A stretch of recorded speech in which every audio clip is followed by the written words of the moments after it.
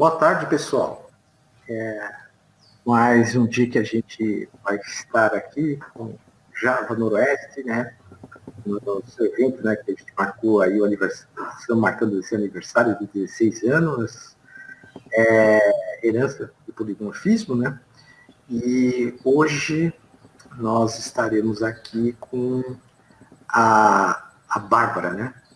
Que vai estar compartilhando, né? A Bárbara Rossari, né? Que é da ZUP, e ela vai estar compartilhando conosco mais um momento, né, durante essa 1 hora, sobre essa a parte de documentação, testes, arquiteturas, arquitetura Java, né, ADR, aqui, Unity. Né. E, primeiramente, assim, agradeço a todos, né, que estão aí acompanhando. Agradeço a professora Luciene por estar aqui conosco, agradecendo a Bárbara, né, que vai fazer a palestra, e vocês que estão aí online, né, nos assistindo. E eu gostaria de só dar um aviso, né, que a gente vai colocar o formulário para quem desejar certificado, né, e até dia 8 de novembro a gente vai estar enviando esses certificados. E no final da palestra a gente também vai dar alguns avisos, né? Mas isso eu vou explicando. Né? Eu vou colocar daqui a pouco o link do formulário no chat e a gente vai dar início. Eu gostaria de pedir a palavra aí para a professora Luciene para fazer a entrada, né? Aí, professora. Olá, pessoal, boa tarde, boa noite, né? Tá nem lá nem cá, estamos 6 e pouquinho da tarde. Espero que esteja tudo bem com vocês. Estamos aí em mais um dia falando sobre Java, o que é legal, né? Porque a gente falando de Java, a gente fica feliz, né, Bárbara? Essa é a nossa vida. Então, hoje, para fechar o evento com chave de ouro, né? Mais uma mulher falando sobre tecnologia. E o que é legal é que a gente tem tentado incentivar as mulheres a participar cada vez mais. A Bárbara já esteve comigo em alguns eventos, né, na FATEC Rio Preto, no SESC, e vários eventos assim que fomentam a participação da mulher na tecnologia. A Bárbara tem nos ajudado, não só aqui em Rio Preto, né, depois ela acabou mudando aí para Minas.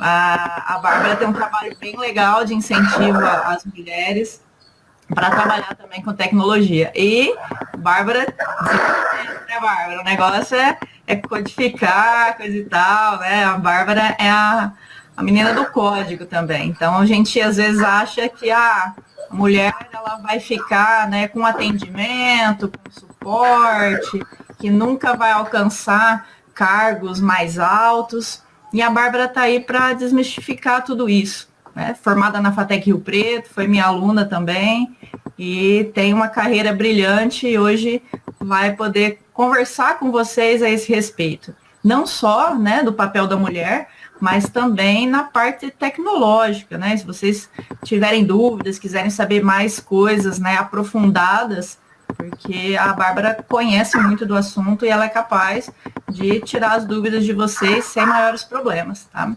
Bárbara, seja bem-vinda, participante aí do Java Noroeste já há um tempo, né, Carlos? Ela já participou Sim. enquanto aluna de graduação Sim. e agora está aqui brindando a gente com essa participação especial. Vai lá, Bárbara. Muito obrigada, pessoal. Boa tarde, boa noite para todo mundo. Queria agradecer a participação de vocês, estarem aqui no sabadão me escutando. E vamos lá. Deixa eu vou retirando aqui.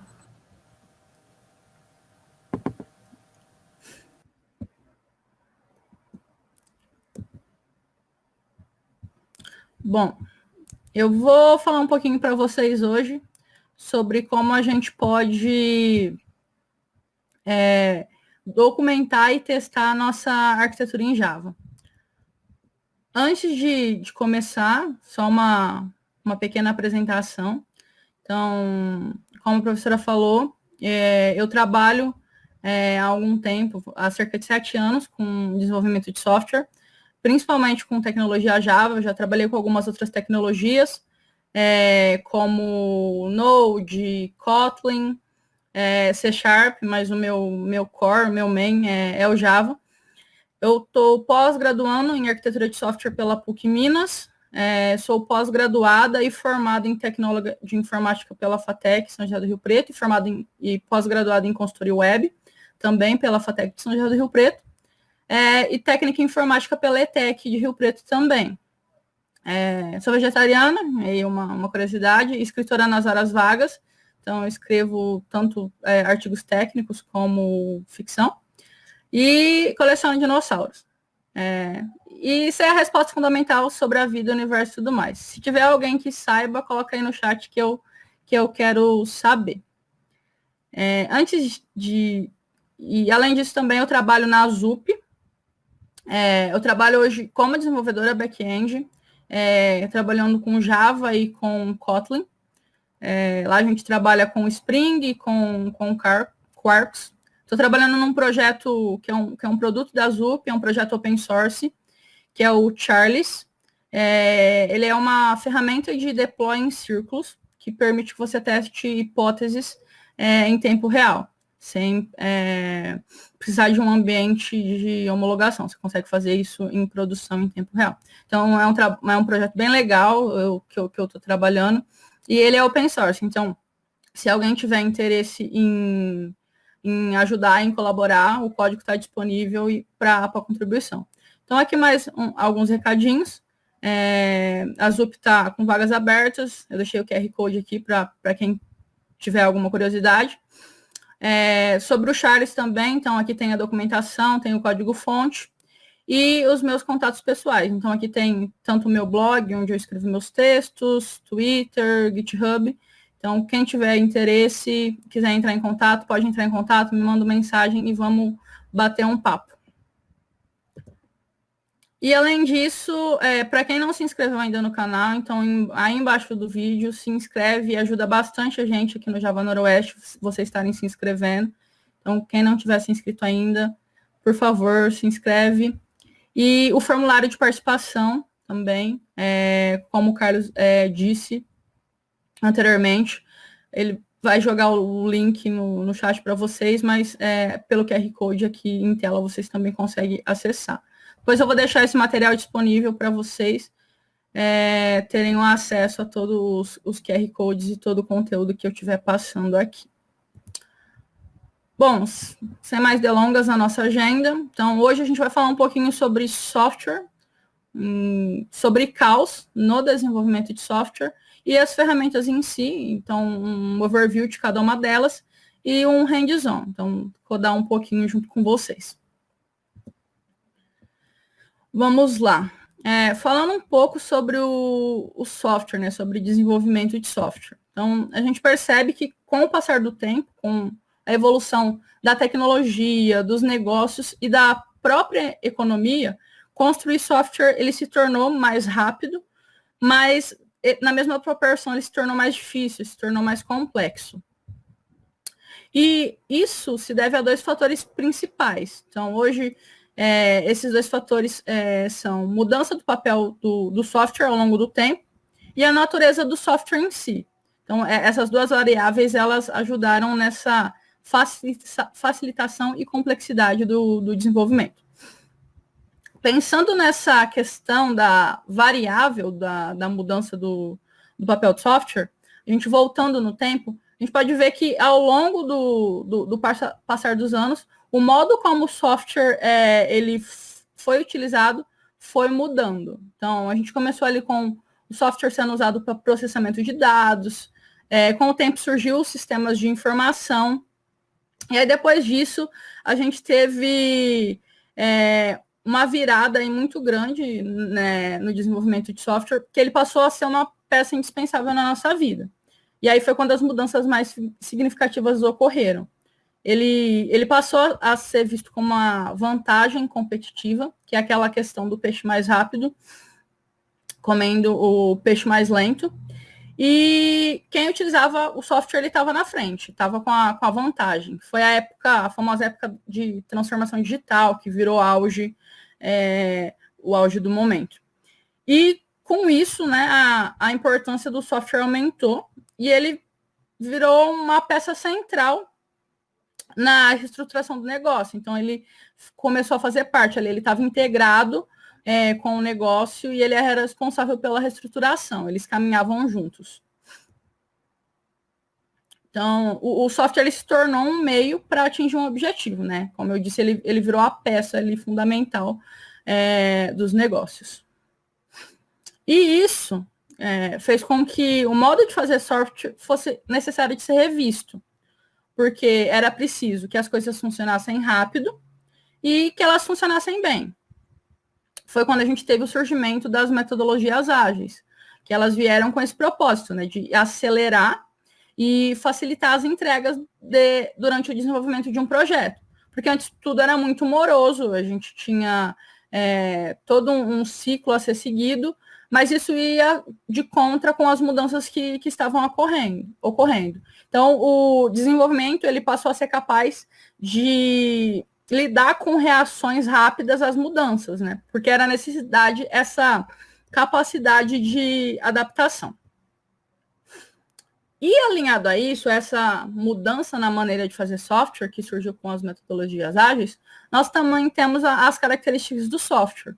Então, que são 3 principais, que é complexidade, efemeridade e mutabilidade. Um software ele é complexo por si só, porque ele envolve tecnologia, ele envolve pessoas, processos, negócios. Ele é efêmero, então as tecnologias vêm e vão a cada dia. Uma funcionalidade ela pode se tornar obsoleta de uma hora para outra, se tornar inviável por conta de uma tecnologia que está sendo utilizada. E por conta disso, tanto dessa complexidade como essa efemeridade, o software ele é mutável, ele tem que ser mutável, né? Por conta dessas outras 2 características. Porque ele precisa estar em constante mudança para se manter funcionando. Então, ele é evolutivo, ele tem que evoluir para se manter ali fazendo as suas funções. Quando a gente olha para esse cenário, quando a gente junta tudo isso, a gente junta as características do software, esse modo de fazer, e aí a gente tem pessoa, a gente tem tecnologia, tem essas mudanças constantes, a gente tem uma enorme tendência ao caos. Se a gente não tomar cuidado, o caos ele tende a aparecer e estragar as coisas. E tem uma frase que eu gosto bastante, que diz, né, que o software ele é um lugar onde os sonhos são plantados, pesadelos são colhidos, um pântano abstrato e místico onde os demônios terríveis competem com mágicas panaceias, um mundo de lobisomens e balas de prata. E é bem isso, quando a gente pensa no desenvolvimento do software, né? Se a gente não pensar em todas essas variáveis e a gente não tomar cuidado, o que era para ser uma solução acaba sendo um problema, acaba virando um pesadelo.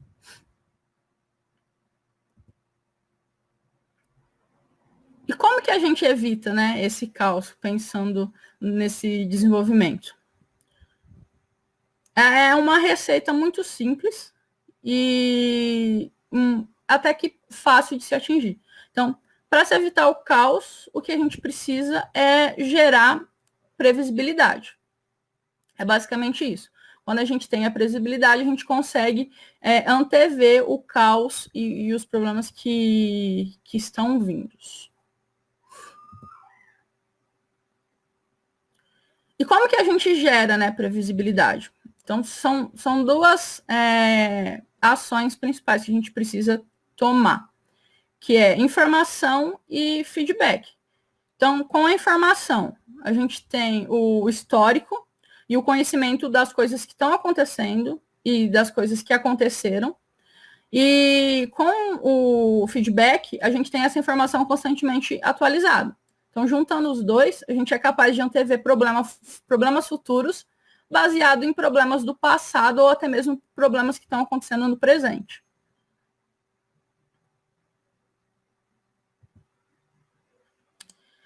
E por que pensar em evitar esse caos na arquitetura do software, né? Então, voltando ali um pouco, pensando nas metodologias ágeis, elas deram um grande passo nessa busca de previsibilidade, porque essa reação rápida à mudança nada mais do que se adaptar a isso, né? É prever essa mudança. Então, as mudanças elas passaram a ser esperadas e a ser tratadas no fluxo de desenvolvimento. Só que isso, a nível de requisitos e de negócio, é mais facilmente gerenciável. Então, quando a gente fala a nível de código, as coisas elas começam a se complicar mais.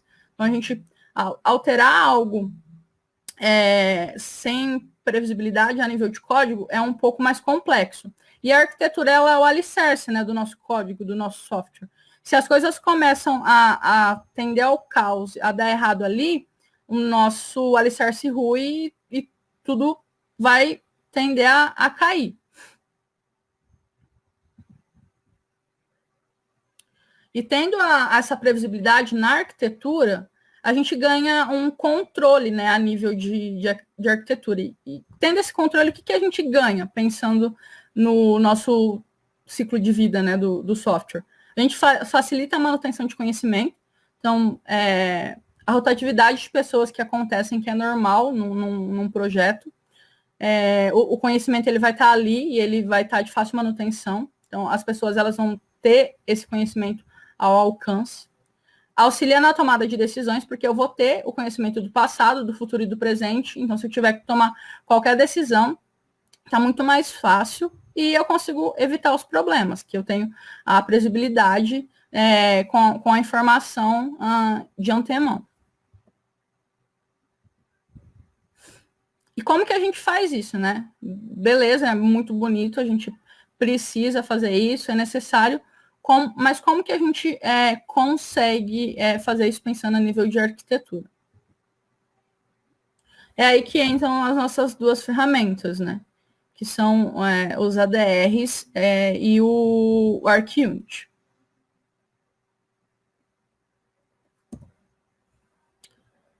Pensando a nível de informação, né? Como que a gente consegue informação a nível de arquitetura?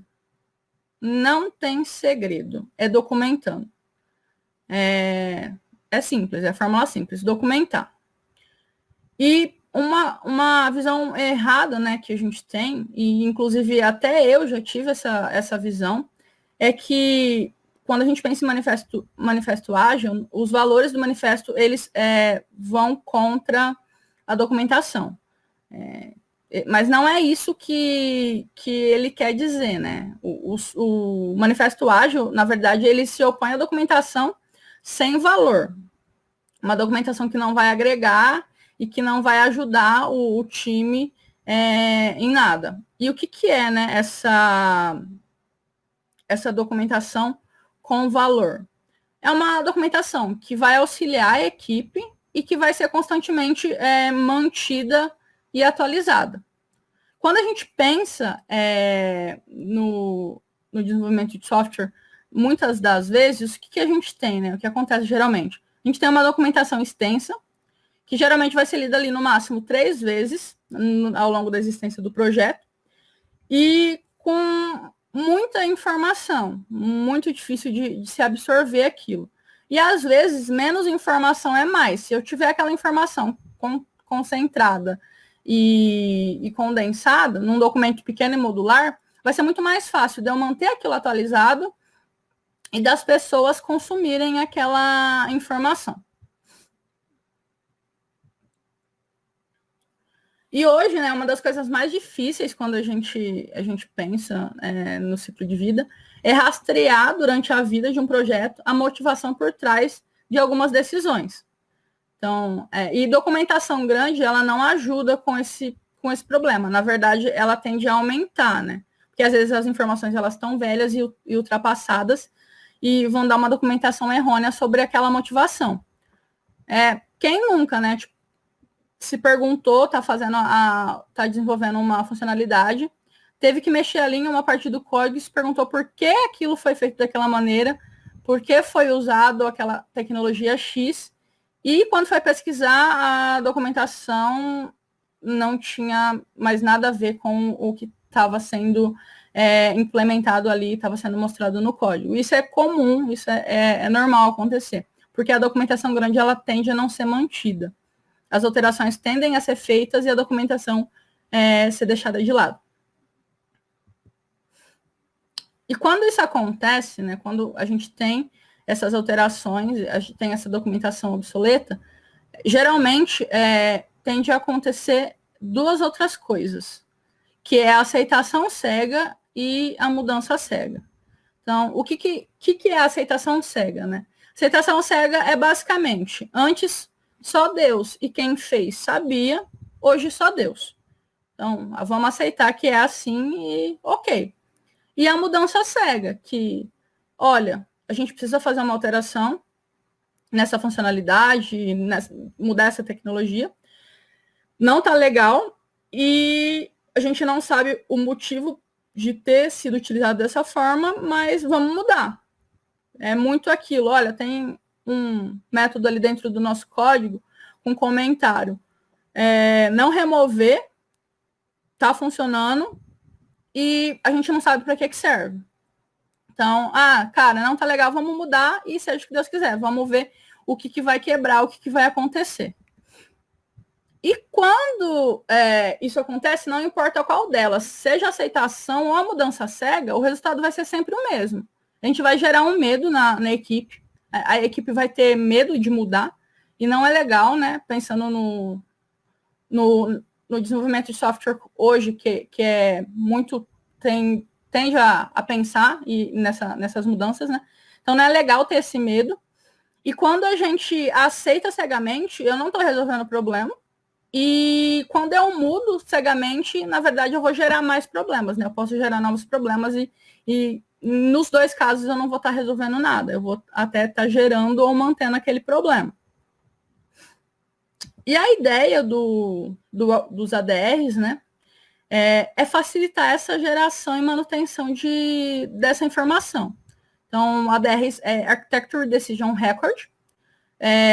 Basicamente, é uma técnica para registrar decisões arquiteturais importantes, que foram relevantes, que a gente sabe que vai impactar o nosso projeto.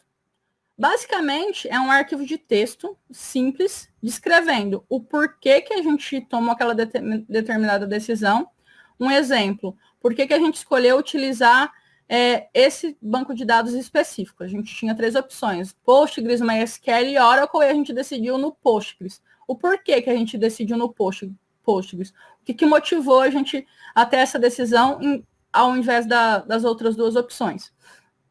E quais são as consequências, né? Então, por conta de processamento, porque o Postgres ele já tem uma extensão que a gente vai ter que utilizar no projeto, seja qual for o motivo, quais foram a decisão e as consequências desse uso. Aqui no Carry Code, eu deixei o arquivo original sobre isso. Quem falou pela primeira vez foi esse Michael Newgard. Aqui tá em inglês esse arquivo, mas é bem legal. Foi a primeira vez que essa técnica foi comentada e documentada. E é bem interessante a motivação e o que ele fala sobre o assunto. E pensando aí um pouco nas características, né, do ADR. Então, como eu falei, essa questão das decisões arquitetonicamente significativas. Eu utilizo uma linguagem de formatação de texto leve, como o Markdown. Elas são mantidas no próprio repositório do projeto. Então, dentro do próprio repositório ali, eu crio uma pastinha doc, arc e coloco as minhas ADRs. Essas ADRs, elas são numeradas sequencialmente. Então, eu nunca vou reutilizar um número. Se eu utilizei, por exemplo, a gente, na escolha do banco de dados, começou e escolheu o Postgres. Então, eu gerei lá a ADR 001. E no meio do desenvolvimento a gente viu que não está legal e a gente vai ter que mudar para o MySQL. Eu não vou apagar essa minha decisão do Postgres, eu vou manter ela, Se eu vou mudar o status dela, ela estava como aceita, eu vou colocar como cancelada e criar uma nova sobre a mudança para MySQL e a motivação por trás disso. Para que eu tenha esse histórico de mudança. Para que se lá no futuro, por exemplo, for discutido de novo, vamos mudar nosso banco de dados, e se pensar na opção do Postgres, tem um histórico de por que era Postgres, mudou para MySQL, para se ter uma ideia dos problemas que se pode antever com a decisão tomada. E documentar alternativas, né, como eu tinha falado nesse cenário, nesse exemplo de banco de dados. Na internet existem uma série de templates. Aqui nesse QR Code tem uma lista com todos eles. E é muito simples. Aqui tem um exemplo que é um dos mais famosos, que o pessoal gosta bastante de usar. No hands-on eu vou mostrar um exemplo bem mais simples, mas que já atende todo o conceito do ADR. Mas esse é um dos templates mais utilizados, então por isso que eu trouxe para mostrar para vocês. Então, como vocês podem ver, é basicamente um arquivinho de texto. E aqui eu tenho um título, né, sobre qual que é o problema e a solução, o status, quem ajudou a decidir, a data, o link para se tiver alguma ferramenta de task, de cadastro, né, de funcionalidade, para estar linkada com essa ADR, uma explicação breve sobre o problema, quais foram os decisores, por que foi feita essa decisão, o que te motivou a escolher, quais foram as opções, né, que foram consideradas, qual que foi a decisão final tomada. Então, dentre aquelas opções, o que a gente decidiu foi X. Dessa escolha, o que foi de positivo, o que foi de negativo, e um prós e contra das opções que não foram escolhidas, e links para futuras tomadas de decisões, se forem necessários. Então, olha, a gente estudou esses e esses documentos, esses artigos, e através deles a gente conseguiu tomar essa decisão. Então, é importante deixar isso ali à mão para, se for necessário revisitar essa decisão, se tem ali o conteúdo que foi estudado para se atingir isso. Então, falando um pouco sobre o ADR, é bem simples, então um resumão sobre isso. É documentar ali dentro do nosso código, depois no hands-on eu vou mostrar isso. E isso facilita bastante, porque não está à parte, né, não é uma ferramenta fora ali do ambiente do desenvolvedor. E eu sei que desenvolvedor é preguiçoso, eu falo por mim. Então é muito mais fácil eu estar ali dentro do código e eu ter a documentação ali, ter uma documentação muito mais simples, muito mais fácil, do que eu ter que sair para uma ferramenta externa, ter que sair procurando. Então está ali ao alcance de mãos do desenvolvedor e de todo a equipe técnica, né? Que toda a equipe técnica ela tem o contato com o código. E a gente registra no ADR essa questão de decisão arquitetural. Então, requisitos, mudança de negócios em uma documentação à parte. E falando agora um pouco sobre o feedback, né? Que é gerar essa informação atualizada e ajudar a manter essa ordem. Tem uma teoria que eu gosto bastante, que chama Teoria das Janelas Quebradas. Essa teoria ela foi desenvolvida na escola de Chicago por James K. Wilson e o George Killing. E o que a teoria diz? Ela fala que se uma janela de um edifício for quebrada e ela não for reparada, a tendência é que as pessoas passem, vejam aquela janela e comecem a arremessar pedras nas outras janelas, se aquela janela não for consertada. E, posteriormente, conforme as pessoas for passando e vendo as janelas quebradas, a tendência é que eles passem a destruir outras coisas e até mesmo ocupar esse edifício. E isso é uma teoria, até pensando a nível de psicologia e de sociedade, né? Porque o que essa teoria diz? Que a desordem gera desordem, que é da natureza humana ver uma coisa desorganizada e gerar mais desordem a partir disso. Então, imagina isso na arquitetura de um projeto. a gente não tem uma padronização, ou tem uma padronização, mas não tem um monitoramento disso. E aí tem essa rotatividade de pessoas, então um faz de um jeito, entra um dev novo e ele faz de outro, e por assim vai. Quando a gente vê, o nosso código que estava ali bonitinho, padronizado, ele está insustentável, tá cada forma, cada um fazendo de um jeito, e aí os problemas vão começar a aparecer.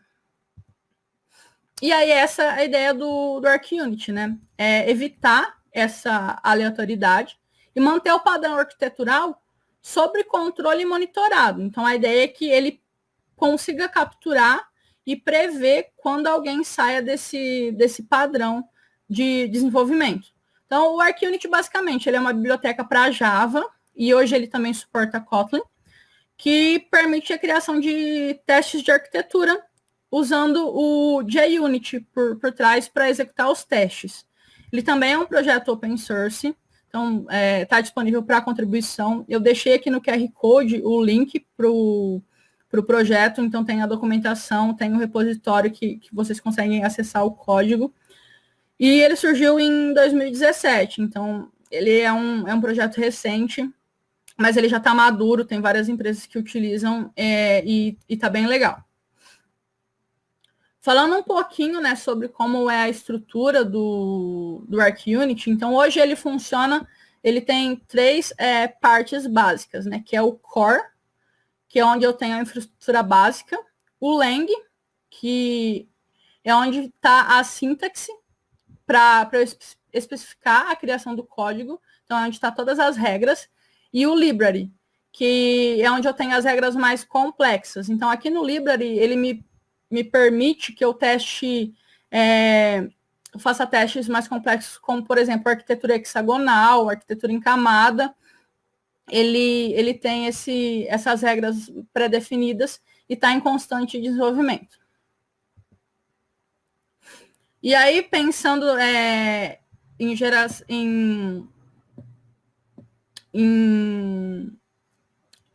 na questão de dependência, né? Hoje ele está disponível para Maven e para o Gradle, e tanto para JUnit 4 como para JUnit 5. Aqui no hands-on eu vou utilizar como exemplo o JUnit 5. Muda um pouco a sintaxe para o JUnit 4. O JUnit 4 ele é um pouco mais verboso para fazer a configuração e para escrever o código. No JUnit 5 isso está um pouco mais facilitado. Mas na internet vocês encontram bastante exemplos na própria documentação com o JUnit 4. Mas no exemplo que eu estou trazendo aqui, eu vou trazer em JUnit 5. E aí, o que a gente consegue testar, né, com o ArcUnit? Então, hoje a gente consegue testar dependência entre classes, dependência entre pacotes, nomenclatura de classe, dependência cíclica, anotação, herança, isolamento de camada. Isso aqui é só um exemplo, tem muitas mais possibilidades que eu posso estar testando dentro da minha arquitetura com o ArcUnit, mas esses são alguns exemplos principais e que eu utilizei aqui para mostrar para vocês. E como que ele funciona, né? Então, por debaixo dos panos, ele utiliza a API Java Reflection e ele funciona analisando o bytecode compilado. Ele é bem legal, porque mesmo que, nos exemplos que eu mostrei do que eu posso testar, se tiver algum exemplo que não me atende, ele me permite que eu customize, eu tenho alguns exemplos disso para mostrar para vocês, e eu crie minhas próprias regras. Então, ele é muito customizável. Se tem alguma regra ali que eu quero testar e não tem disponível, eu posso criar minha própria regra e estar testando isso. E ele pode ser incorporado no meu pipeline de desenvolvimento, né? Então, eu não subir o meu código ali se os testes de arquitetura falhar. E isso é muito legal, porque aí permite que a gente não tenha aquela tendência ao caos, que eu mantenha ali tudo monitorado e funcionando. E agora vamos para o hands-on. Deixa eu só compartilhar a tela aqui um minutinho.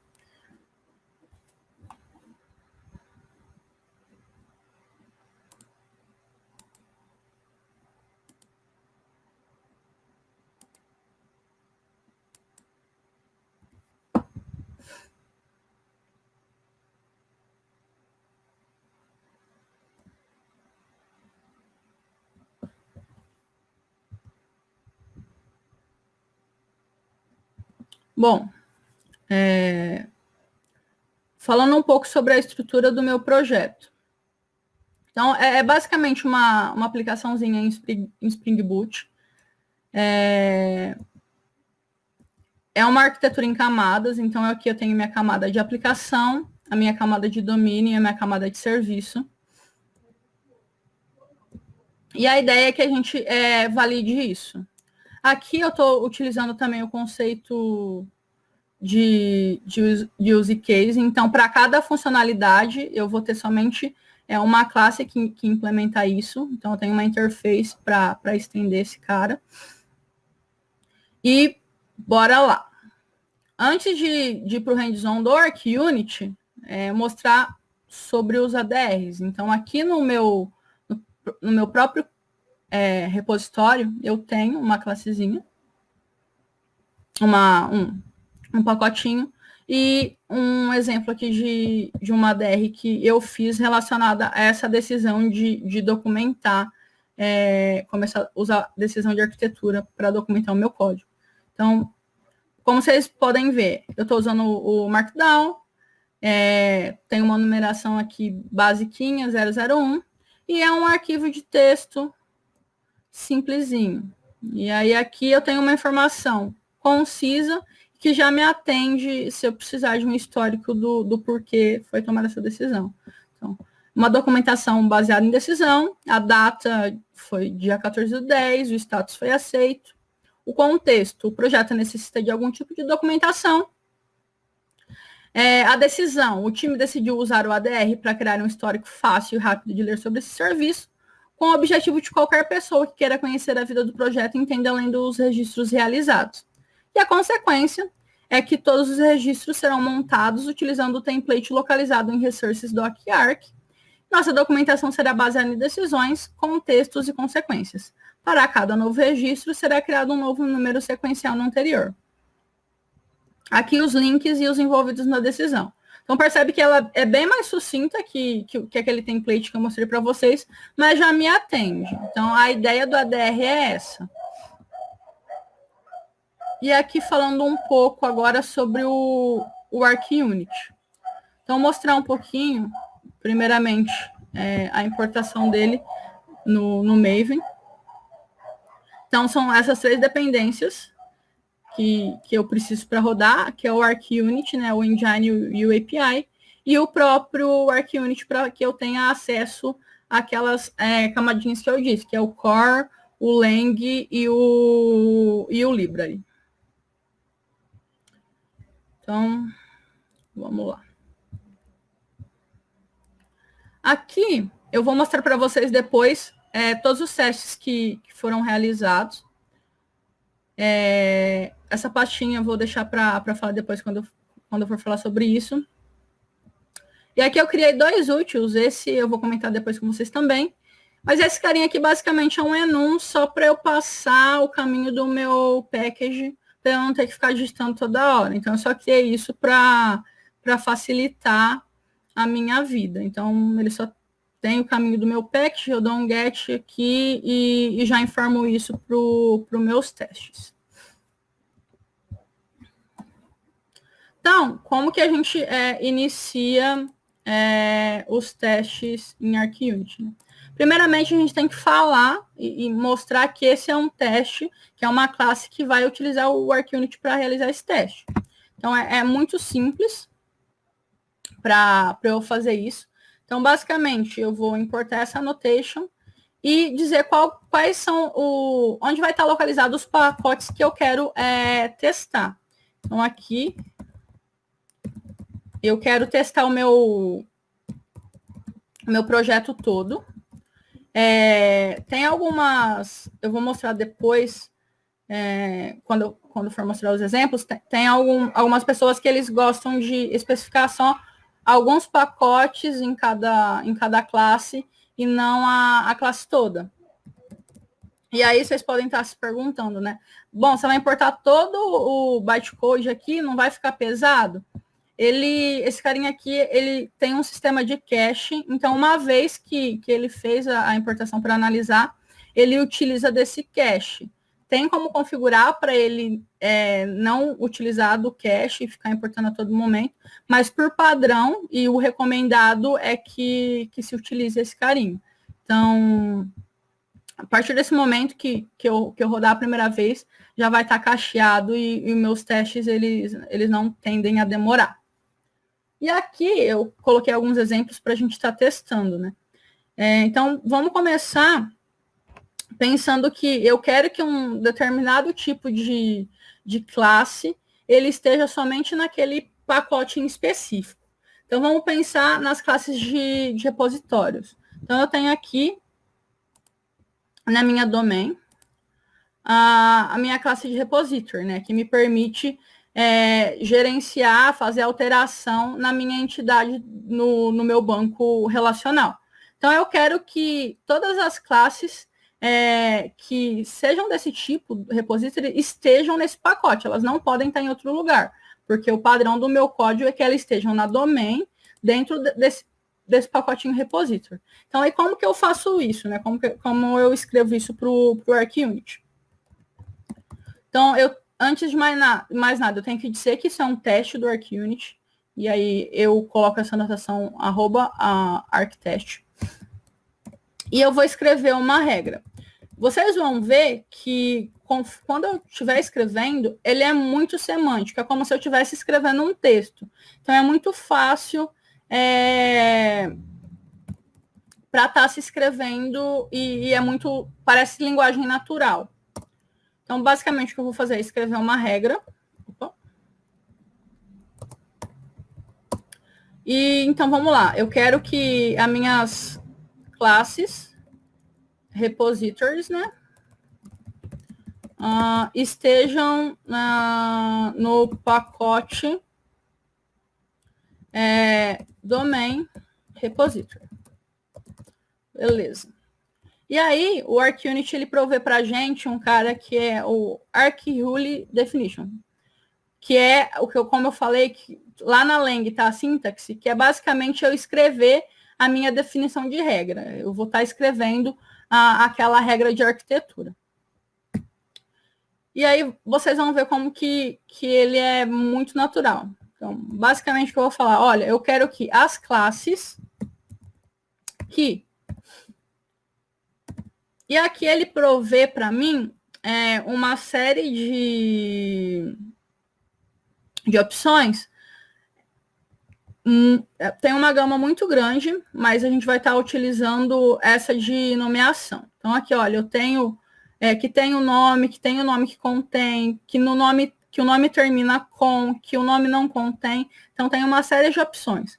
Eu vou falar que eu quero que contenha no nome repository. Devem estar. Então, should. No pacote, e aí aqui eu vou utilizar o meu pacote repository, que é aquela classe utilitária que eu fiz. Senão eu teria que vir aqui e escrever na mão br, ponto, e todo o meu pacote. Então, por isso que eu criei esse utilitário.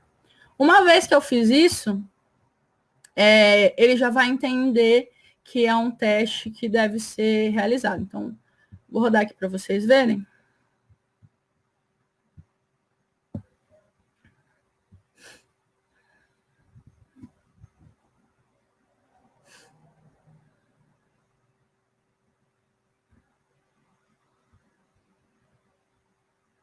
E aqui ele passou e deu OK. Então, vamos bagunçar um pouco o código e mudar esse cara aqui para entity, por exemplo. E rodar esse teste de novo.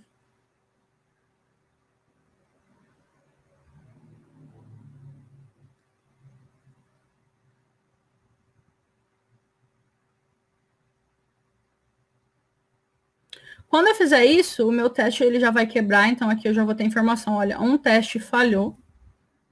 E o legal é que a informação de falha que ele dá é muito fácil de entender e é muito explícita. Então, o que ele diz, né? Olha, A gente teve uma violação de arquitetura, prioridade média. Essa prioridade é definida automaticamente, então a gente não consegue definir esse tipo de prioridade. Ele fala, as classes que tem que ter um nome, que tem um nome repository, elas devem estar no package, né, no pacote domain repository. E a gente teve uma violação nesse carinho. Então, a gente teve, foi violada uma vez. E a classe contact repository, ela não está no package domain repository. Então, ele me mostra qual que é a classe, eu consigo clicar aqui, ele já vai para ela, já me mostrar onde que eu violei essa regra.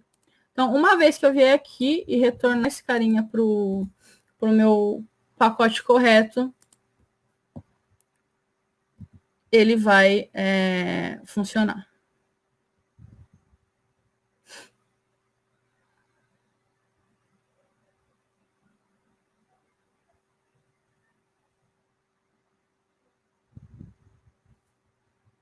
E aqui ele voltou a dar OK.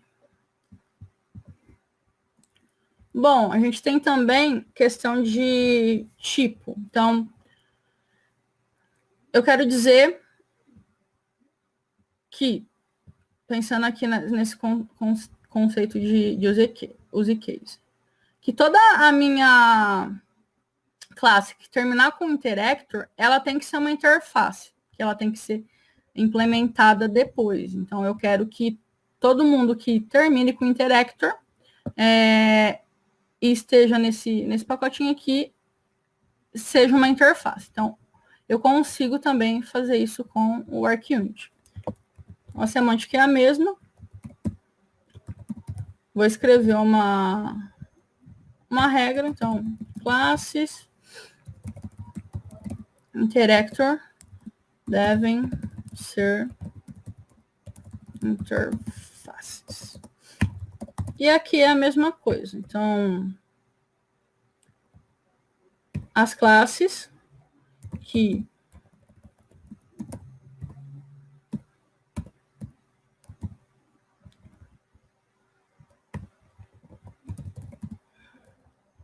e aqui, na verdade, have o nome terminando com interactor, porque eu tenho a implementação e na implementação eu também tenho o nome interactor. Então, ela não tem que ser uma interface, ela é uma classe realmente que faz essa implementação. Então, todas as classes que somente terminarem, para eu estar padronizando aqui meu código, com interactor tem que ser uma interface. Então, aqui eu mudo um pouco a regrinha. Aqui é que o nome contém, e aqui é que o nome termina. Tem, e aqui que ser interfaces. Se eu rodar esse carinha,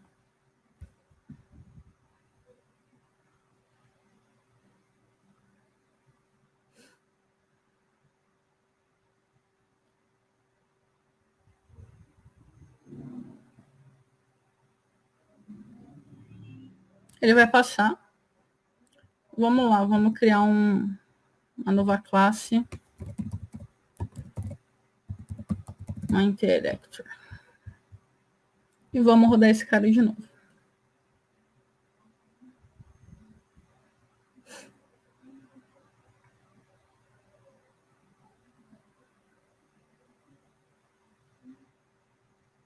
E aqui ele já vai me dar o erro. E mais uma vez, ele vai me informar exatamente qual que é o problema que aconteceu. Então, aqui teve uma outra violação média, que as classes que têm o nome terminando com interactor tem que ser interface, e a gente teve uma violação. Então, a classe test interactor, ela não é uma interface.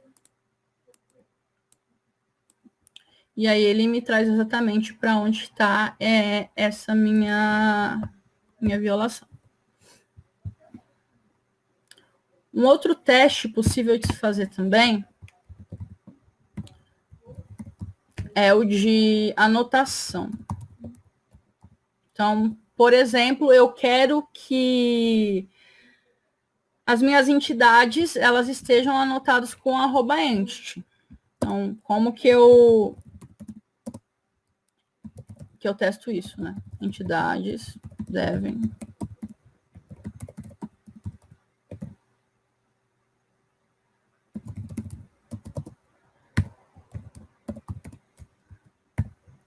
então, da mesma maneira, eu vou falar aqui as classes que aqui é o que a gente vai falar. Então, que as classes que estão no package, né, de entidades,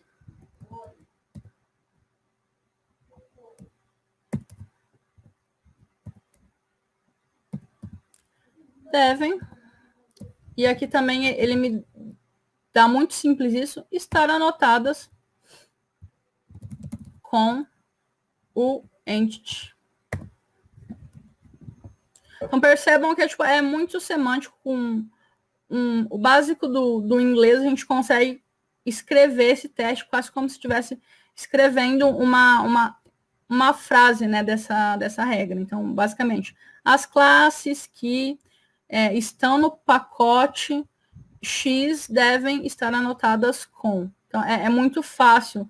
Qualquer pessoa que chegar a ler esse código vai bater aqui e vai entender qual que é a regra que está sendo aplicada. E aí, mais uma vez, testando isso aqui, então vamos olhar aqui para a nossa entidade. Então, aqui eu tenho essa contato e ela está com a annotation @entity, então o teste tem que passar. E ele passou, deu tudo bonitinho. Uma vez que eu tirei, esse cara, ele já vai reclamar me pedindo para anotar com @entity, porque ela é uma entidade.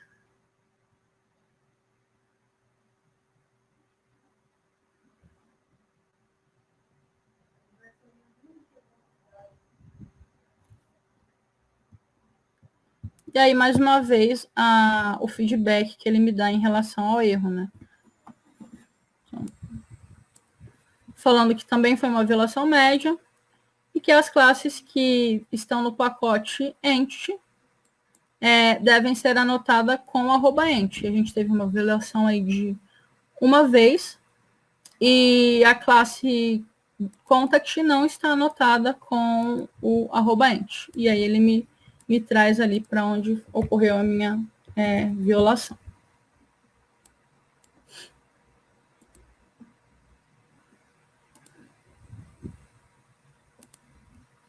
Também eu consigo testar com o ArcUnit a questão de herança. Então, vamos lá. O que a gente pode testar aqui? Que as minhas requests, elas devem implementar o serializable. Então, elas devem ter o serializable ali sendo implementado. Então, vamos lá. Requests.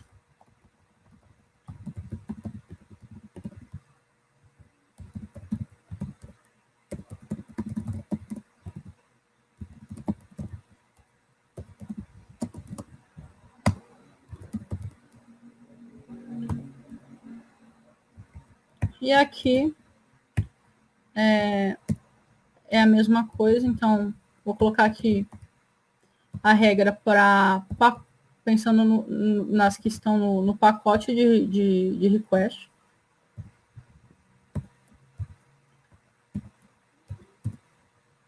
Muito simples também, devem implementar o serializable.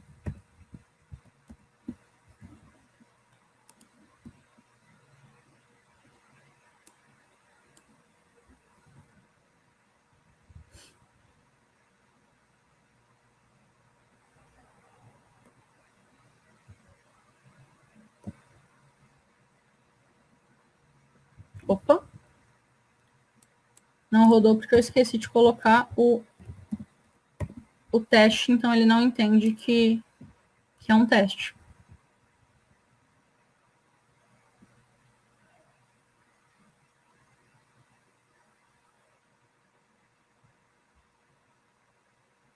Agora sim.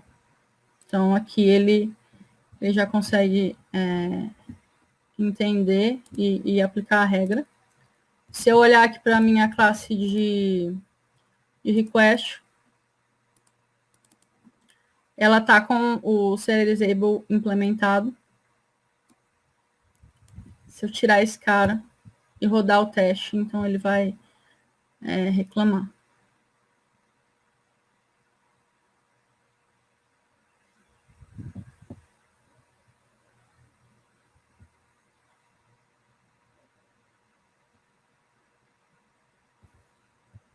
Então, aqui ele já me reclamou.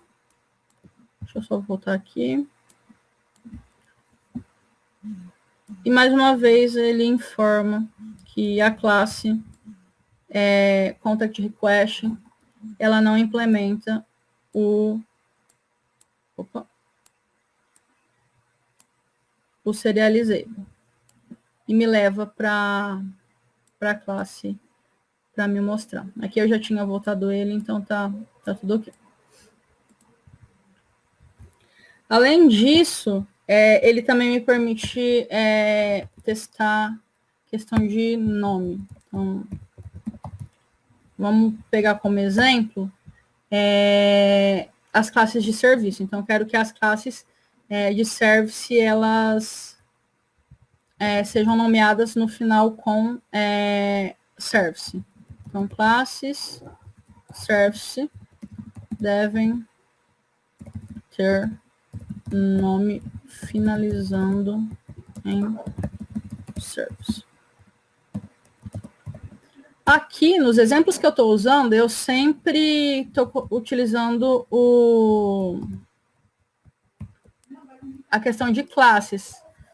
Mas eu posso usar uma classe específica, então, eu vou falar, olha, que eu uso aqui esse declass, então, aquela classe em específico, ou, tipo, nenhuma classe para eu fazer a condição inversa em vez de as classes. Então, nenhuma classe que termine com o nome X deve estar anotada com Y, por exemplo.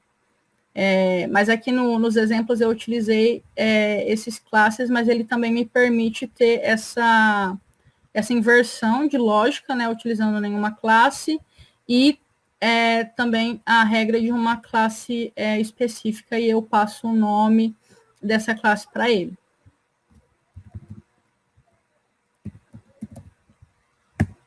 E aqui, vamos colocar que as classes que estão anotadas com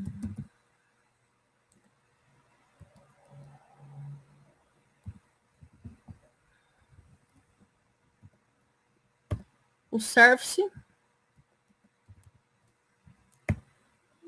devem ter o nome finalizando com service.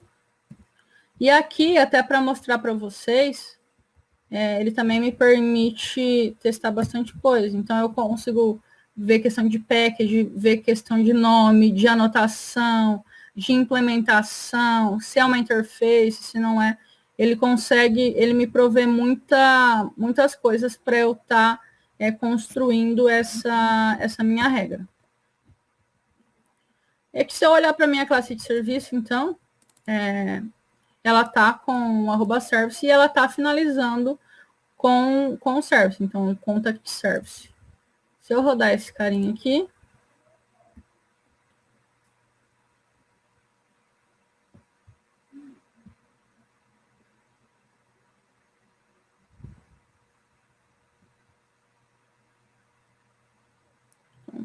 ele vai me dar sucesso.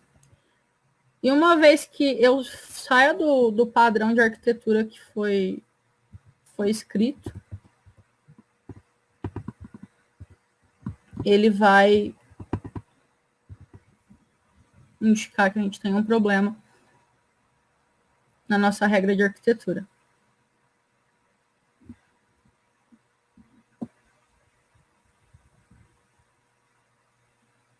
E aí aqui o teste falhou. E ele avisa, né? Da mesma maneira que as classes anotadas com service devem ter o nome terminando com service, e a gente teve essa violação uma vez, que a classe contact service X, ela não termina com service. Então, vamos voltar a nossa classe para o padrão especificado. E beleza. Ele também permite a questão de injeção de dependência. Então, eu quero que a injeção de dependência seja feita por propriedade ou não, só para o construtor. Ele permite que eu também customize não, eu escreva essa regra. E aqui, nesse cenário, o que o ArcUnit provê para a gente, né? Então, vamos só escrever aqui. Injeção de dependência somente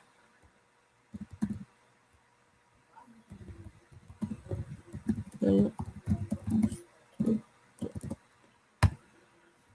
Eu não preciso escrever em alguns cenários toda a minha regra. Então, pensando em algumas boas práticas do mercado, o ArcUnit já tem algumas regras escritas e aplicadas que abstrai toda essa escrita para mim. E esse cara, ele fica no General Coding Rules. Então, aqui eles agregam algumas boas práticas para a gente estar colocando e testando dentro da nossa arquitetura. E essa questão da dependência, né, da injeção de dependência por propriedade está aqui. Então, eu consigo falar que nenhuma classe deve usar a injeção por propriedade. E aqui, ele me dá uma série de outras opções, que é, por exemplo, a questão de não deve estourar nenhuma exceção genérica, não tem que usar o JDatime, nem o Java utility. Então, ele dá uma série de regrinhas aí, padrões, para que eu não tenha que escrever tudo isso na mão. Ele abstrai isso para mim. Então, vamos utilizar aqui essa questão da dependência por construtor. E uma vez que eu fiz isso, a minha regra ela já está escrita. Então, toda esse código aqui já está abstraído nessa única linha. Então, uma vez que eu rodar, o teste já vai estar valendo.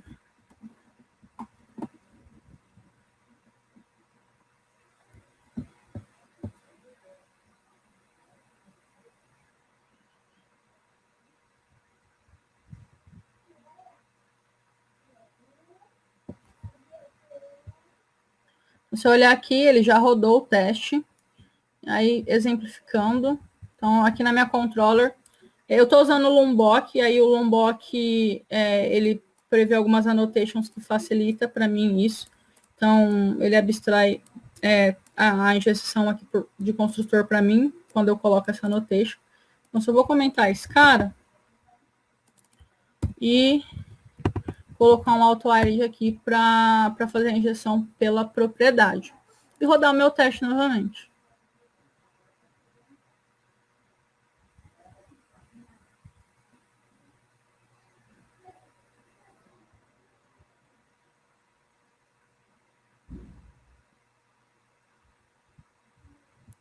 Então, aqui ele já falhou.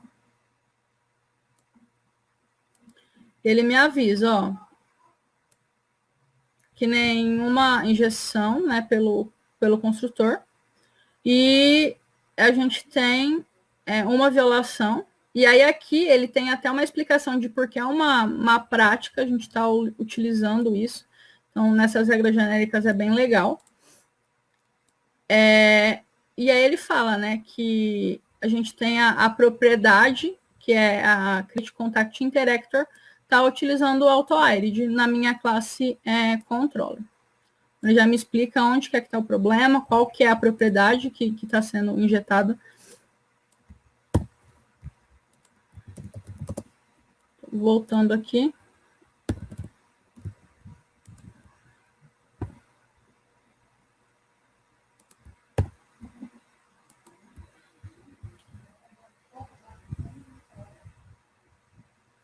E rodando novamente, agora ele vai voltar a funcionar.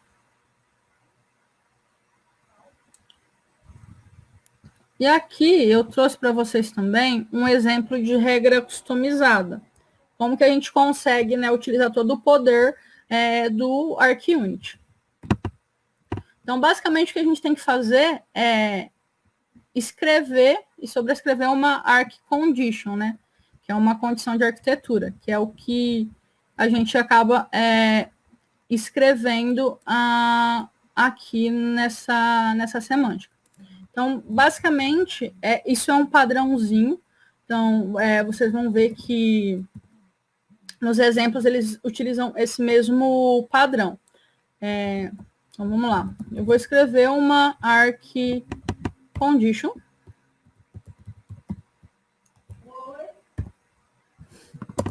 E aí, vamos utilizar como exemplo, aqui a questão do nosso use case, do nosso interactor, que eu quero que, como estou utilizando essa questão, que a implementação ela sempre tenha só um método público, porque ela está responsável por um único caso de uso, que é a criação de contato. Então, eu não quero expor mais nada dentro dessa classe. Todo o resto ele tem que ser privado, só tem que estar expondo essa criação de usuário. E aí, como que eu escrevo isso, né? Então, vamos dar um nome para esse cara. Contém somente um método público. Beleza. E aí aqui, o que eu vou fazer é retornar uma arc condition.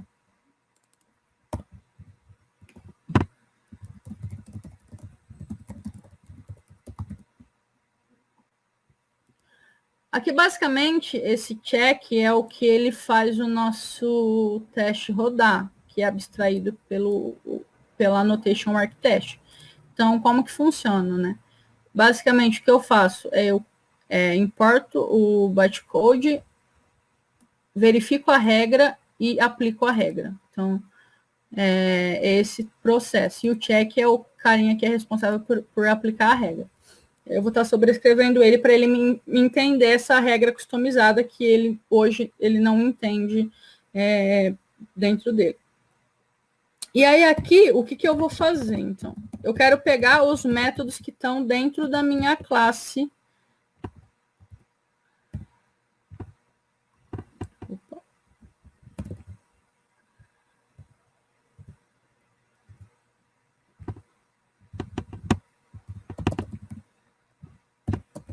Então, aqui, vou pegar os meus métodos. E, basicamente, eu vou percorrer esse método.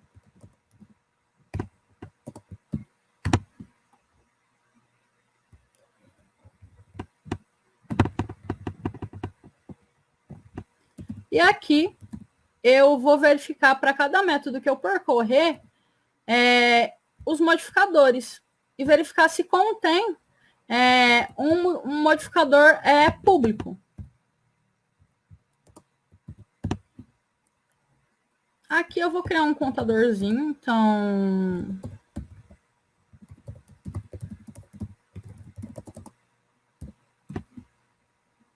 Beleza?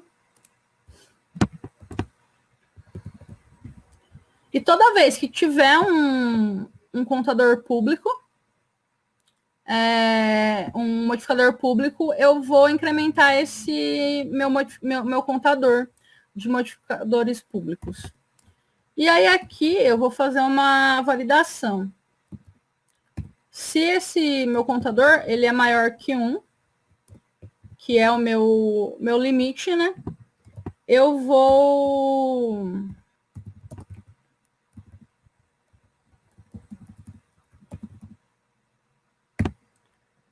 estourar uma assertion error. Aqui eu vou colocar uma mensagem que a classe ela contém X métodos públicos,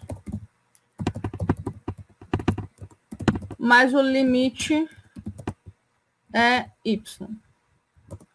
E aqui eu vou colocar, então, o nome da minha classe, o meu contador.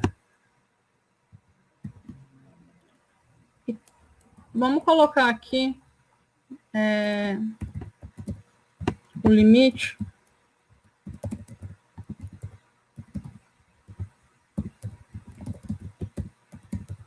Para reaproveitar ele.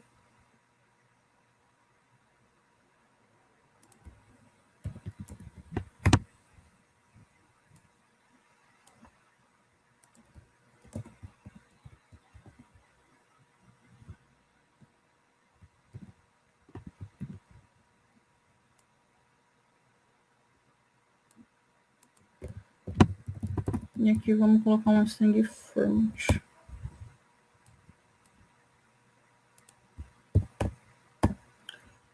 Beleza. Então, só para mostrar aqui para vocês.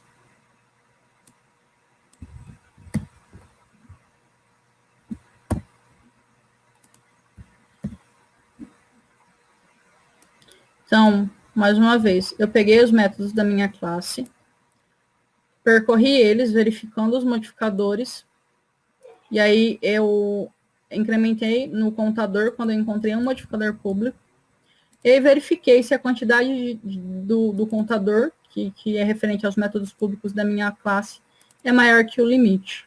Uma vez que ele for maior que esse limite, eu vou dar uma assertion error. Uma vez que eu escrevi isso, o teste vai rodar? Não, eu tenho que aplicar esse cara. Então, eu ainda tenho que escrever a minha regra. Então, vamos lá.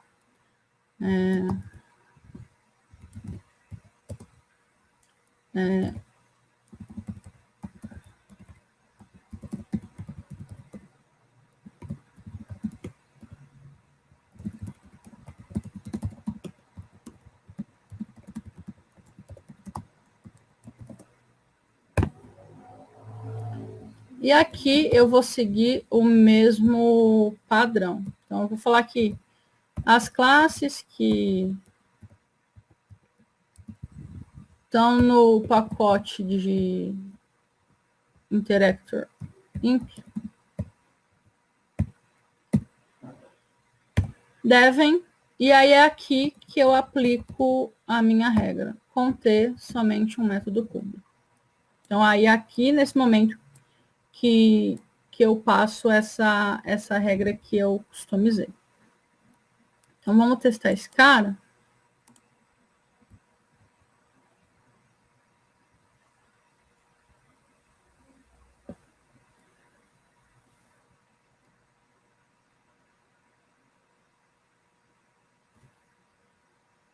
Ele passou. Então, se eu olhar aqui na minha Interactor, tá bonitinho, tá tudo funcionando. Vou criar um outro método. Um método privado. Vou rodar mais uma vez.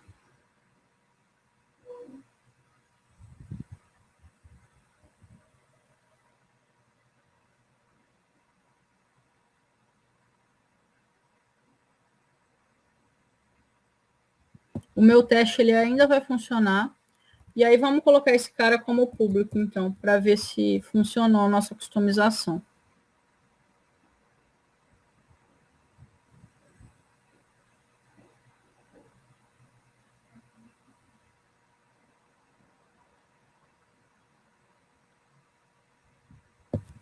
Então, nosso teste já quebrou. E aqui ele vai dar a mensagem de acordo com o que a gente escreveu. Então, o que ele vai falar é que a Create Interactor Imp, ela contém 2 métodos públicos, mas o limite é 1. E vai me mostrar onde que está cada um desses carinhas aqui. Opa. Beleza. Então, vamos voltar esse cara para privado. E ele vai voltar a funcionar.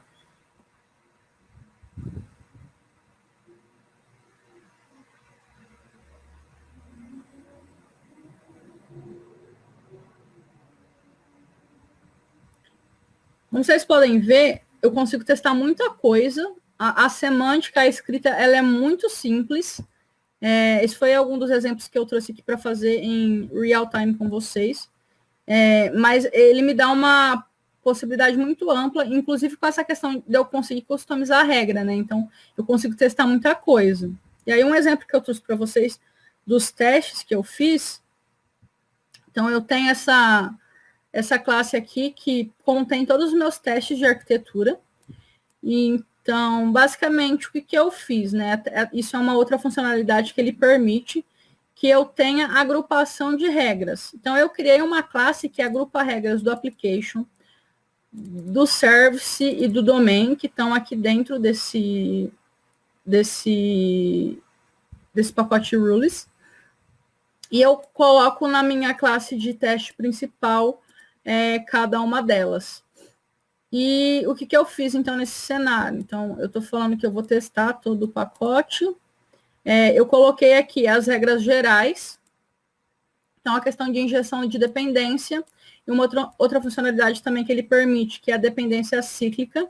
E aí é um pouquinho diferente. Então, a estrutura para testar dependência cíclica é esse slice rule definition. E aí, como vocês podem ver, como é um teste um pouco mais complexo, isso está aqui dentro da Library. Então, se você olhar aqui, não é mais na Lang que está essa escrita de regra, e ele verifica essa questão de dependência para mim. E aqui eu agrupei as minhas regras de application, de service e de domain. Então, se eu olhar aqui, eu tenho uma série de regras de aplicação, eu tenho uma série de regras relacionadas à minha camada de serviço, e eu tenho uma série de regras relacionadas à minha camada de domain, e eu agrupei elas aqui no meu teste de arquitetura. Vou rodar aqui uma vez para vocês verem.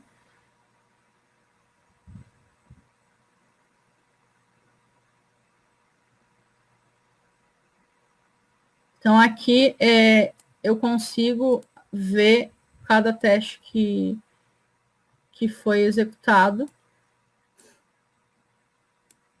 E uma outra questão também, eu quero ignorar um teste. Então, é só eu vir aqui, por exemplo, e dar um arquignore, e a partir disso ele vai passar a ignorar esse meu teste. E aqui, até um outro exemplo de regras customizadas que dá para fazer. Então, eu criei 3 regrinhas customizadas diferentes. Eu tenho uma regra que eu quero verificar se uma classe contém um método específico. Então, é aquela mesma semântica, eu pego os métodos da minha classe, percorro eles e faço a minha verificação. Então, eu tenho essa regra customizada de verificar se contém um método específico. Eu tenho uma regra que eu quero que aquela classe ela injete somente um tipo de classe, e a questão do método público. Então, percebe que eu consigo fazer vários testes customizados se a ferramenta não me prover na sintaxe, tanto na Lang como na Library, o que eu preciso testar. Bom, era isso que eu tinha para passar para vocês. Espero que vocês tenham gostado. Tenham entendido essa questão da importância, né, da gente testar a nossa arquitetura e manter ela ali em constante monitoramento, e como isso pode ajudar no futuro e no presente do projeto, para manter o padrão e as coisas funcionando. É isso.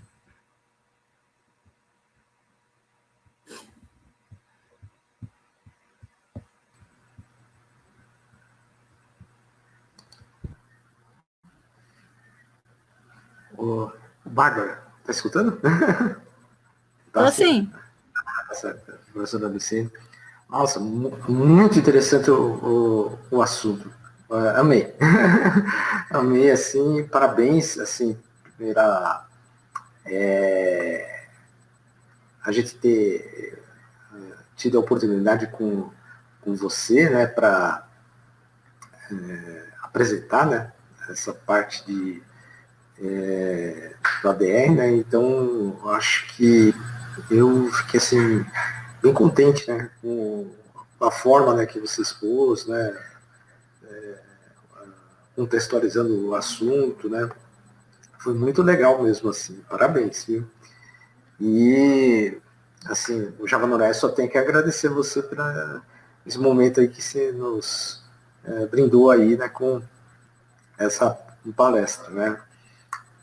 Tem algumas mensagens aqui, eu vou até colocar para você aqui, né, para ficar registrado, né? O professor Djalma, né? Ele está parabenizando aí, né? Essa parte do RS, ele está falando de documentação, né? O ambiente profissional aí, de maneira bem eficaz, né? O professor Djalma, assim, já de longa data, né? Lá do início do Java do Oeste, né? Ele sempre nos apoiou e continua aí, né?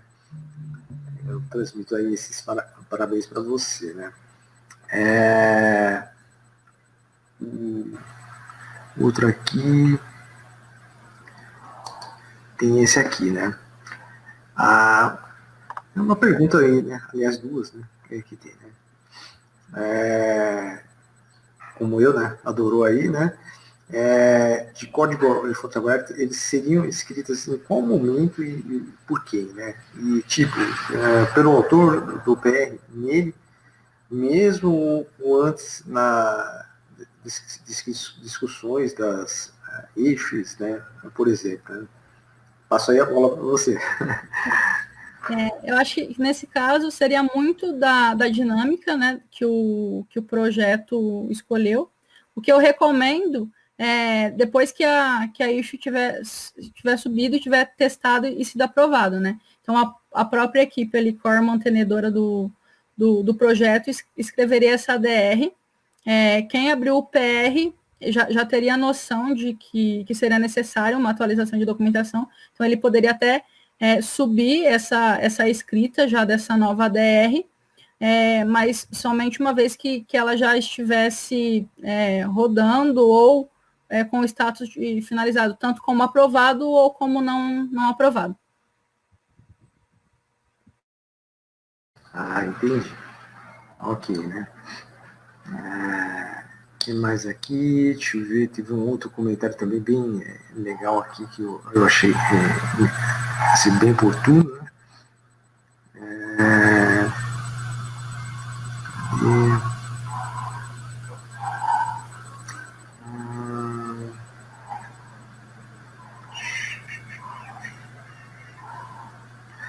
Tá. Aqui o Luiz Fernando, né, ele tá falando assim que ele vai apresentar na empresa dele, né? já foi legal, né? Quer dizer, já deu assim uma passagem de conhecimento aí que já o pessoal já está comprando a ideia aí e já vai aplicar na empresa, né? Isso que é legal, viu? Eu particularmente não conheci, tá certo? Eu fiquei bem surpreendido, né? Que eu estava pensando exatamente no projeto que eu trabalho, né? Falei assim, seria muito interessante isso, né? Projeto muito grande, né? Então. E ele facilita bastante, né? O modo como é feito, tá ali à mão do desenvolvedor. É bastante, né? É exatamente essa facilidade que eu gostei, tá certo? Tudo assim, né? O desenvolvedor, lógico, ele tem aquela preguiça, né, de fazer documentação, né? Tem todo um, né? Que escrever o código, ver rodando, né? Aí, né? Facilita isso. Eu acho que é bem legal nesse ponto de vista aí que acaba sendo muito bom, né? Só colocar aqui um recadinho do professor Djalma, né? Ele é grande satisfação, né, participar da comunidade Java Noroeste. Né? Ele tem parte nisso, né? Como eu falei lá no sábado passado, uma semana, né? Foi um dos grandes incentivadores lá no início e continua sendo um incentivador nosso, né? E eu só vou colocar aqui de novo a parte do formulário, gente. Eu só vou aqui só frisar, né, que quem desejar aí, né, preencher o formulário para conseguir o certificado, o formulário vai ficar disponível até o final daqui a pouco, né? E depois ele vai ser retirado do ar, tá? E eu acho que é isso, né, que eu teria que passar para vocês aí, né? E, assim, eu passo agora para a professora Luciene, né, para fazer considerações aí, alguma coisa que queira acrescentar, né? Obrigada, Carlos. Eu tenho algumas depois, né? Você tem algumas depois? Pergunta. Legal, legal. Não, bacana. Ô, Bárbara, quanto tempo vocês estão usando isso lá na ZUP? É recente. Até foi um estudo, né, que eu, por conta do projeto Open Source, até foi uma iniciativa que eu comecei a pensar. Eu estou há pouco tempo no projeto, como garantir esse padrão, né, até para as pessoas novas que estão entrando. Então, foi um estudo que eu fiz, e aí eu encontrei essa ferramenta, eu achei bem interessante. Então, tá em fase aí de estudo, mas a gente está curtindo bastante. Bacana. Conhece outras empresas grandes que usam? A TOTS, se eu não me engano, utiliza. Agora me fugiu os outros nomes, mas assim, que eu lembro exatamente, a TOTS ela já utiliza. Você acha que daria para a gente colocar isso na faculdade, ensinar para a galera? Quais vantagens assim você acha que seriam plausíveis, né, para a gente colocar isso numa disciplina, por exemplo? Ensiná-los a testar e tudo mais. Eu acho que é legal porque ele ensina bastante conceito de arquitetura, né? Porque você tem que entender de arquitetura para estar escrevendo teste, então você vai ter que entender a teoria para estar escrevendo aquilo. Então, vai trabalhar tanto a teoria de arquitetura, teste unitário e a codificação. Então, acho que une aí os três conceitos, né? Então, agrega bastante. Igual o Carlos falou, a gente vê que a maioria dos devs querem codificar, né? Vai lá, senta, faz, aconteceu, beleza. Então, você usou abstração, né? Interface. A hora que você volta para o conceito, pergunta o que ele usou, ele sei que funcionou. Né? Exato. Então, sim. É meio assim, programação orientada a gambiarra, não a objetos. Então, a gente tenta puxar, né? Fala assim, não, vamos ver os conceitos, tal, mas é bem complicado. Talvez se a gente passasse, né, a trabalhar mais aí a arquitetura e trabalhar com os testes, melhoraria um pouco esse processo, né? Sim. Você passou por certificação, não foi? Não, ainda não. Não, ainda não? Não. Vai fazer? Pretendo, mas ainda... É tenso, né? Tem que... Sim. E ver as pegadinhas do exame, né? É bem chato. E eu tô fazendo a pós, então terminar ela para não dá para focar nos dois. Né? Trabalho, casa, mais estudar não é fácil, não. Mas eu acho que você deve pensar agora no mestrado, no doutorado, começa a pensar em outras coisas. Eu acho que tem muito chão pela frente, viu? Parabéns aí pela apresentação. Obrigada. O Gualda, Bruno Gualda, né? Ele está colocando aqui se enfrentou alguma dificuldade inicial para implantar o ADRS, né? E principalmente essa parte, né? A resistência da equipe, né? Ou algo do tipo aí, né? Como que foi isso, Bárbara? Tá, então, como eu disse, a gente está nessa fase de teste, né? Então, recentemente, o que eu fiz? Eu fiz uma apresentação, basicamente com uma POCzinha, mostrando quais são os benefícios e como utilizar isso, tanto o ADR como o ArcUnit, né? Então, a ideia, até ligando um pouco com a outra pergunta dele, que ele disse se tem alguma dica de como iniciar a adoção, né?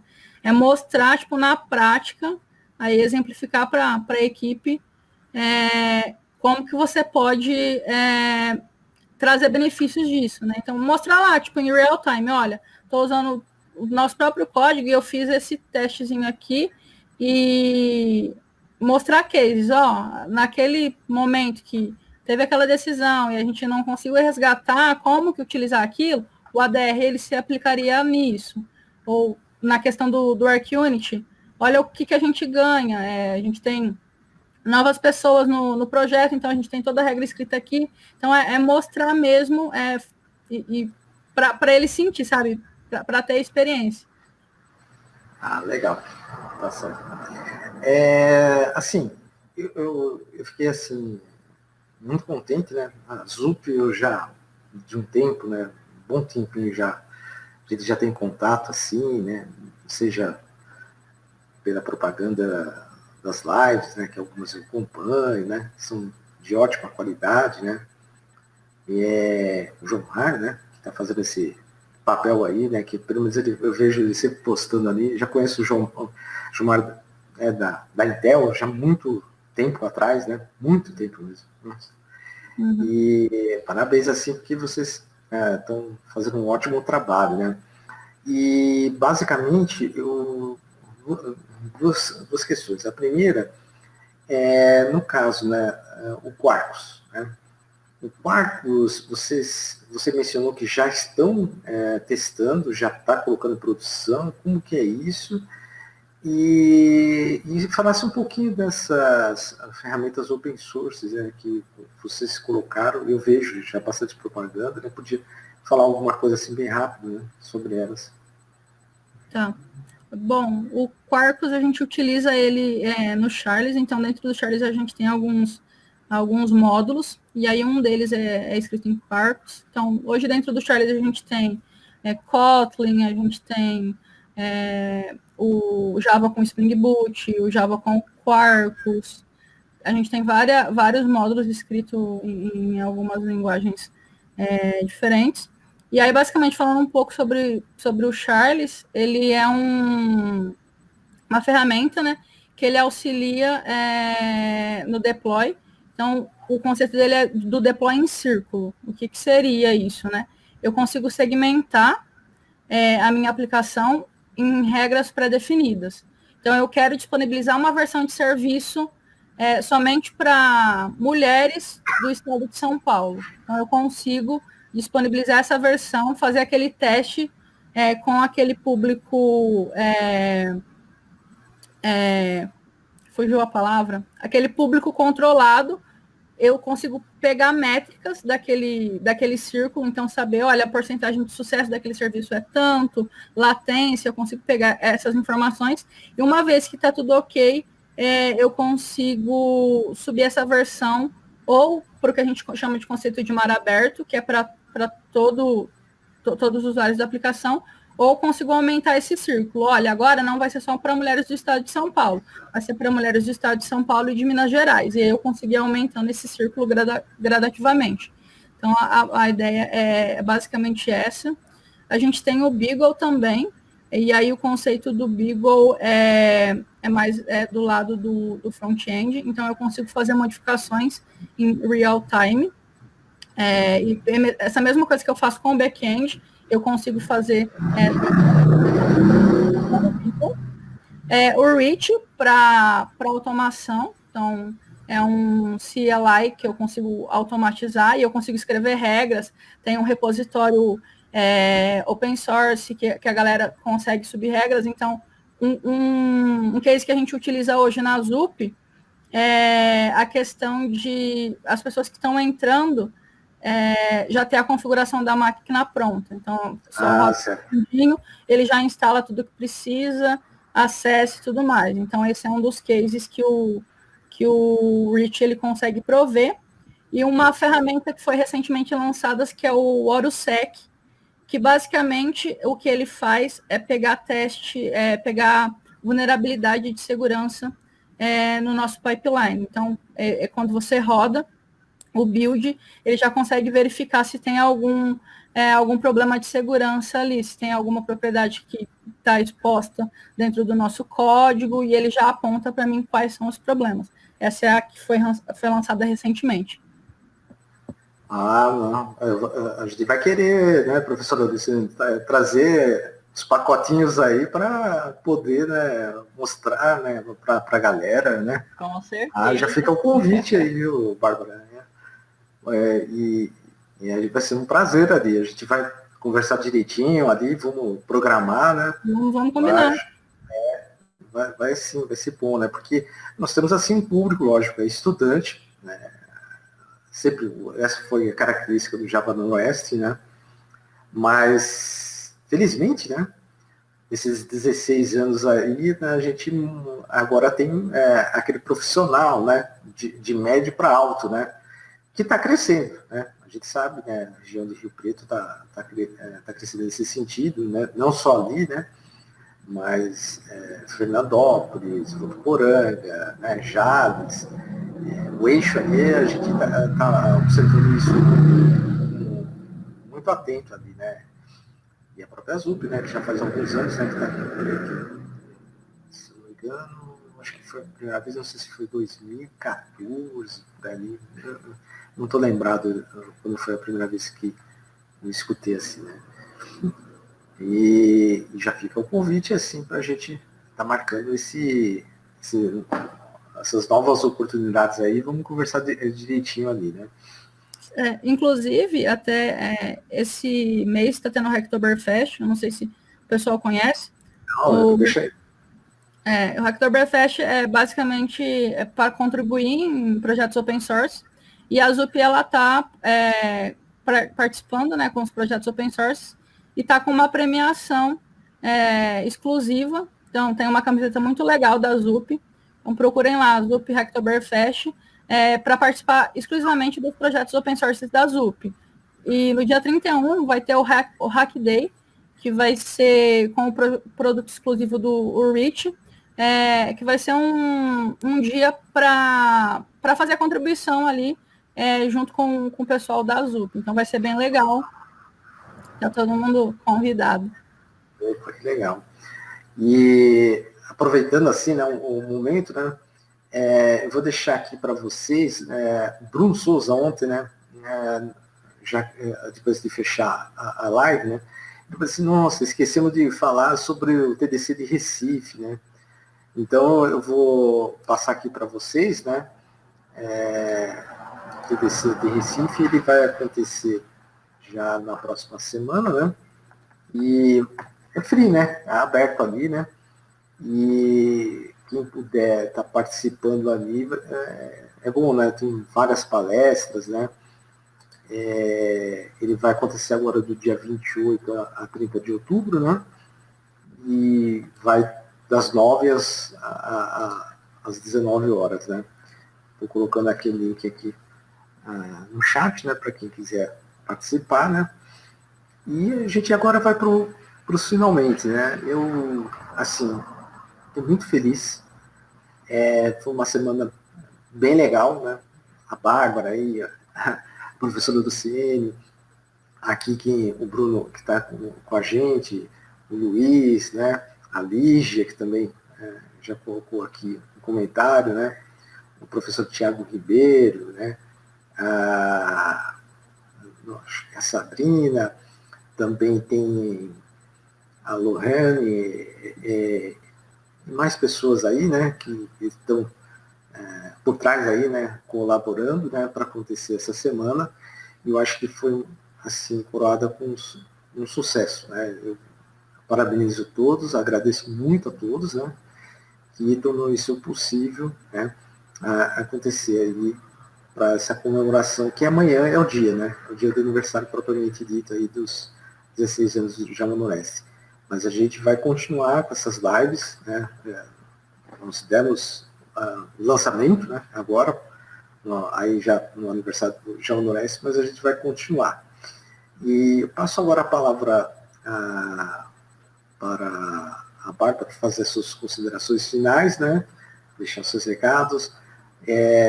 Você vai disponibilizar o link dessa apresentação, depois eu coloco na descrição, acho que do YouTube. Sim. Vou disponibilizar o link para ficar disponível aí na descrição do vídeo. Queria agradecer pela oportunidade de estar aqui. Agradecer também pelo pessoal ter participado, ter assistido. Espero que vocês tenham gostado. Gostei. Vamos combinar de falar um pouco sobre os produtos da ZUP. Então, animamos bastante. Quarta-feira também eu vou estar no TDC, eu vou estar falando sobre esse mesmo assunto. Falei para ela ir, ela falou, ai, será que eu vou? Será que eu vou? Ai, eu vou estar quarta-feira, tem uma parabéns. cena exclusiva lá da ZUP, então tem bastante coisa legal. E agradecer e parabéns para o Java Noroeste, né, de 16 anos. É isso. Antes de passar para a professora Luciene, só comentar assim, né, durante 5 anos, o Java Noroeste participou do TDC. Nós tínhamos a trilha, não sei se você lembra, né, Bárbara, mas a trilha de TV digital, né? Durante 5 anos a gente ficou de 2011 até 2015, né? Nós ficamos com a trilha TV digital, né? O Thiago Vespa, né? E o Java Noroeste marcou presença durante 5 anos consecutivos ali, né? Coisa que foi muito legal, né? Teve o tempo, a gente cumpriu, né, o papel. Esperamos, né, um dia voltar presencialmente lá, né? E parabéns aí por estar apresentando lá no TDC, a Yara, né? Enfim, fantástica ali, né? O pessoal. A Yara já conheço há muito tempo já, né? Ali, né? O Vinícius Senger, né? E eu acho que a Yara eu conheço, na verdade, antes dessa coisa de Java, né? Porque como eu estudei em São Carlos, né, fiz a física na USP, né, os avós dela são professores, os pais dela também eram professores de física, né, então estava ali, né, então eu conheci nessa época, né, faz muito tempo atrás. Né. Passaria a palavra agora para a professora Luciene. Bom, eu acho que já falamos bastante, né? E ainda bem que você foi para o TDC, né, Bárbara? Não precisa ter medo, veja, você é ótima profissional, tenho que mostrar, tem que mandar ver mesmo. Né? Parabéns aí, vai com tudo. É um imenso prazer, né, participar do Java Noroeste. Lembro quando eu era coordenadora lá na FATEC, a gente começou com os eventos, né? Thiago Gonzaga, Thiago Vespa sempre lá, e os alunos envolvidos. E a Bárbara é uma delas e tomou gosto e continuou. Então é sempre um prazer ver ótimos frutos do que a gente plantou lá atrás, né? Eu acho que é bem bacana, é bem gratificante. Tá? Eu acho que o evento foi ótimo e os palestrantes melhor ainda. Acho que a gente finaliza aí com chave de ouro, Carlos. Suas considerações finais, Bárbara? Só agradecer.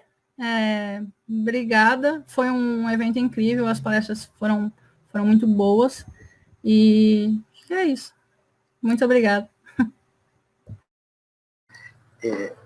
Então, pessoal, antes de encerrar, só queria comunicar aí que dia 12 de novembro, uma quinta-feira, 8 horas da noite, nós vamos ter uma palestra sobre UX, né, cultura UX, né, com o Luan.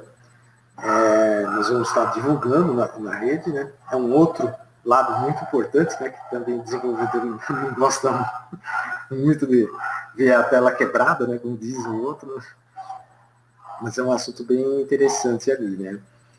E agradecer mais uma vez aí, em nome do Java Noroeste, a Bárbara,